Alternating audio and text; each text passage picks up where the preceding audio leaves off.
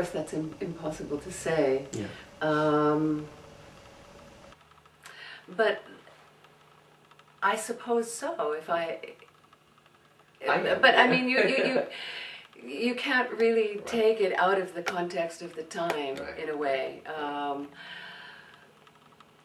And probably any sooner, and he wouldn't have had the appeal that he had, because we were at just this cresting wave of freedom and desire to know ourselves. It was so all the forces were riding in a way that same wave. So I don't know about a different time. Yeah. Even though sort of I can answer that question myself, because I wasn't part of that. I wasn't old enough at that time, but I and many of my friends were still probably very passionate about Osho. Yes. And without being a part of that movement, we were pulled, and still new people are getting pulled into that. Mm-hmm. So probably Osho's messages are independent of time. Yes. Or any particular movement. Mm-hmm. But going back to Aneesha, I want to ask you, what were some special moments which you had with Osho that you would like to share, which just are etched into your memory? And if you would want to share one or two very personal moments with Osho. Well, of course, there were many. Yeah. But one of the first was on his birthday. It was always very important that people should be there for his birthday. It was a moment when many people were gathered, and he was transmitting a lot of energy. And there was he would have there would be a queue filing through the Chomtsu auditorium, and one by one we would enter and bow down and touch his feet. Mm-hmm. And aside from the moment I took sannyas, that was my first personal moment with him, and to even say what happened there was impossible, as many of those moments are. But I walked away from that experience thrilled, and something different, something new had happened just in that bowing down. That was a very, very important moment, and very early on. And the next one that I want to talk about just happened about a year after I'd been living in the ashram. And I talk about this one in my book also, because it was so amazing. Mm-hmm. At the end of a darshan, I was sitting just in front of him, very close, and as he stood up, he always used to stand up and namaste, and as he stood up, his eyes connected with mine, and the whole way that he stood up and namaste'd, he was looking at me, and then he namaste'd everyone and went out, and I was like locked into a space with him that, again, I can't find any rational anything about it, but it was a moment where something was transmitted and I was transformed.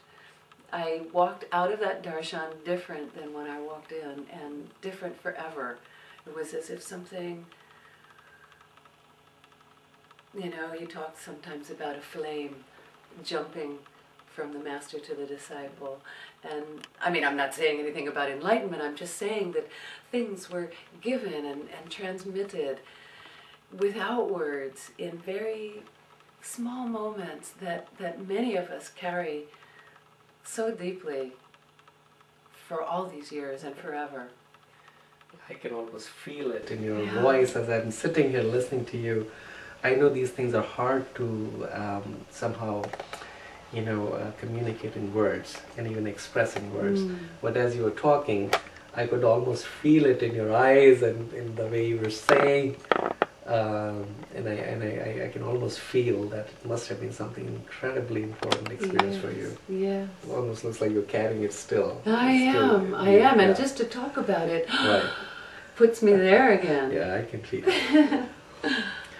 Aneesha, with all these years, and obviously you spent so much time with Osho, um, he has spoken on so many topics, incredible width on the range of topics he's addressed. But if I were to ask you to share with us maybe the most important, let's say, top 3 teachings of his, which have been very relevant to your life and which you have sort of been the mantra for you, would you like to share with us, please? One thing, I don't know if you could call it a teaching of him, but his emphasis on aliveness, his emphasis on living life fully, squeezing the juice from every moment, this totality, actually the quality of totality that he talked about again and again, and that's very evident, by the way. It's very evident for all of us who know Aneesha, and that's my first memory when I saw you in Denmark, right? It was I think a few years ago, yeah. And I was at risk, and I think you were conducting a meditation. I don't exactly remember. I think it was a group, and you were singing, and I said, "Oh my God, this woman has so much beautiful energy, so much energy," and everyone was impacted with that energy. You were singing and dancing, and everyone was dancing with you. It was as if the whole room had come alive. So that whole aliveness, I think, and the vibrancy, I think it's your trademark. I think almost if I were to say Aneesha, it's almost like life. So I totally can see that you really, I think that part of his emphasis is very clear in your life. Yeah. It's very evident. It's important in my work and also in my just my day-to-day living. Yeah. Okay, what else? So that was one. And another point that I have always really taken in from him is a quality of acceptance. Acceptance of myself as I am, acceptance of others as they are, acceptance of what life brings moment to moment. It's a quality of yes. And I find in my work with people,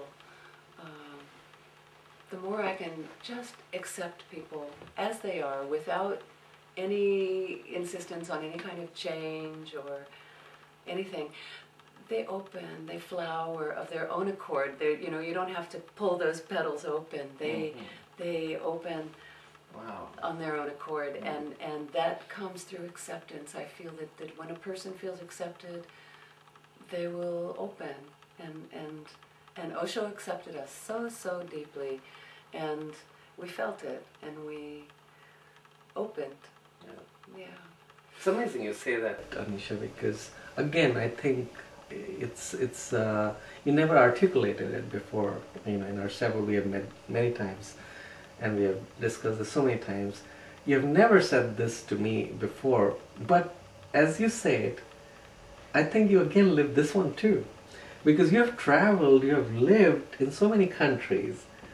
You conduct groups all over the world, and you have shared some a lot of experiences of your life, and to see that it has totally some experiences that could have relationships or living in different countries, things which can affect people. It seems like it has completely left you unaffected. So this acceptance seems probably the way to go. At least it has been looks like your sort of way of life. Yeah. Because as I see you, look totally as fresh as a flower, and doesn't look like anything has scarred you or impacted you. No, I can totally see that now. Yeah, wow. So acceptance and you earlier you mentioned the life and the vibrancy. What else?